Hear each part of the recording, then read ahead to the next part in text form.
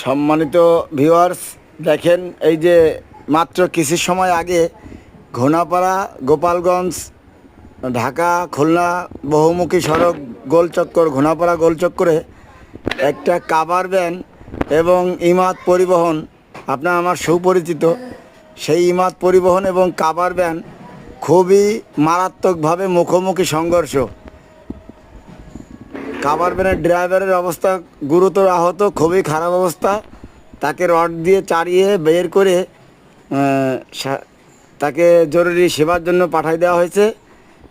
আর বাকিটা তো এই যে আপনারা দেখতেই পাচ্ছেন, সামনে দেখেন ভয়াবহ অবস্থা। আসলে ভিউয়ার্স, সবাই সতর্কতার সাথে চলাফেরা করবেন এবং সবাই বেশি বেশি করে শেয়ার করে দিন, সবাই যাতে দেখতে পারে।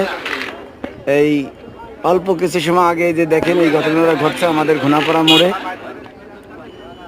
খুবই ভয়াবহ দুর্ঘটনা। এরকম ঘটনা আসলে কারোর সাথেই না ঘটুক। আল্লাহ পাক সবাইকে সুস্থতার সাথে ঘরে পৌঁছানোর তৌফিক দিক।